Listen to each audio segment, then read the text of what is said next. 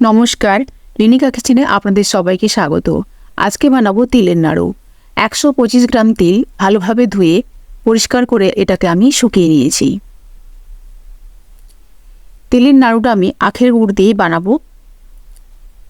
নিয়ে নিয়েছি 250 গ্রাম আখের গুড়, মানে তিলের ওজন যতটা তার ডবল হচ্ছে আখের গুড়। এই মাপে বানালে নাড়ুগুলো একেবারে পারফেক্ট হবে। এবার তিলটাকে একটু হালকা ভেজে নিতে হবে।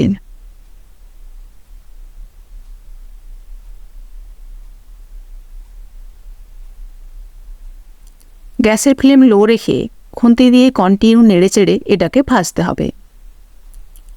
3 থেকে 4 মিনিট নাড়াচাড়া করার পরে এর থেকে একটা সুন্দর গন্ধ আসবে আর তিলের কালারটাও একটু চেঞ্জ হয়ে যাবে।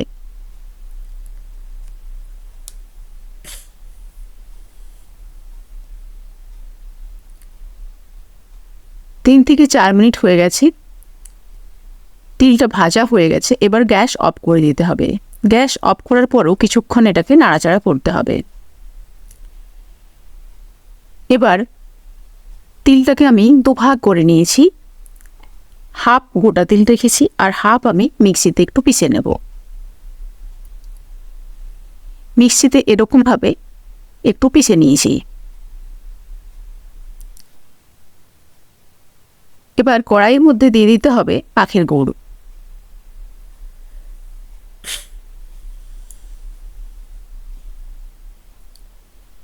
মিডিয়াম ফ্লেমে গুড়টাকে ভালোভাবে ফুটিয়ে নিতে হবে। আখের গুড়টা যেহেতু খুবই নরম, তাই এতে আর জল দেওয়ার দরকার হবে না।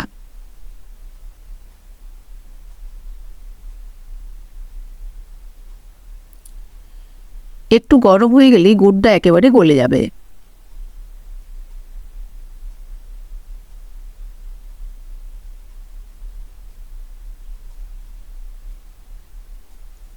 এবার খুন্তি দিয়ে কন্টিনিউ নাড়তে হবে।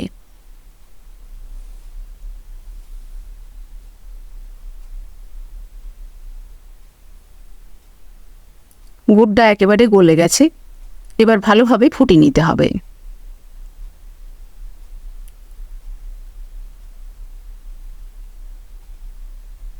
গুড়টা ভালোভাবে ফুটে এসেছে, বাবলস এসে গেছে খুব সুন্দর। দিয়ে দিতে হবে 1 চামচ ঘি। বাবলস আসার পর একটা গুড়ের থেকে খুব সুন্দর একটা সুগন্ধ বেরোবে। আর এরপর 1 থেকে 1.5 মিনিট নাড়াচাড়া করে গ্যাস অফ করে দিয়ে দিতে হবে পেষা তিলটা।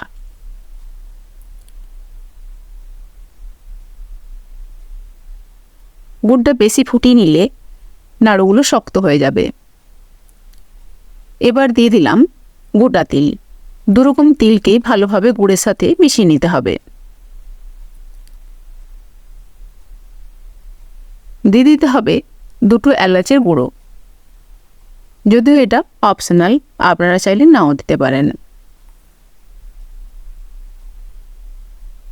এবার ভালোভাবে মিশিয়ে এটাকে রেডি করে নিতে হবে।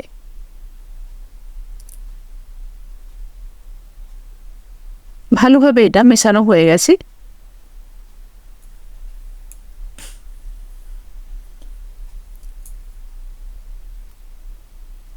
এরকমভাবে খুন্তি থেকে যখন পড়বে তার মানে এটা একেবারে পারফেক্টভাবে রেডি হয়ে গেছে নাড়ু বানানোর জন্য।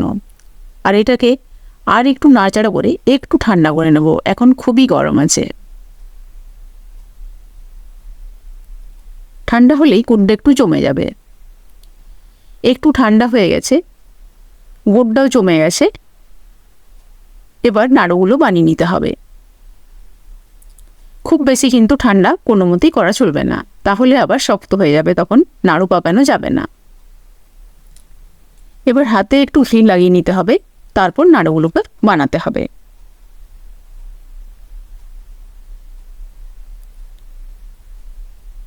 চাপ দিলেই নাড়ুটা একেবারে রেডি হয়ে যাচ্ছে। এবার 2 হাত দিয়ে গোল করে নিলেই নাড়ুগুলো রেডি হয়ে যাবে। এইভাবে প্রত্যেকটা নাড়ু বানিয়ে নিতে হবে। নাড়ুগুলো বানানো হয়ে গেছে। এর ভেতরটা খুবই সফট হয়েছে। ছোট বাচ্চার থেকে বয়স্ক সবাই এটা খেতে পারবে। এই দেখুন এটা কত সুন্দর সফট হয়েছে। রেসিপিটা ভালো লাগলে আপনারা অবশ্যই একবার এটা বানিয়ে খাবেন।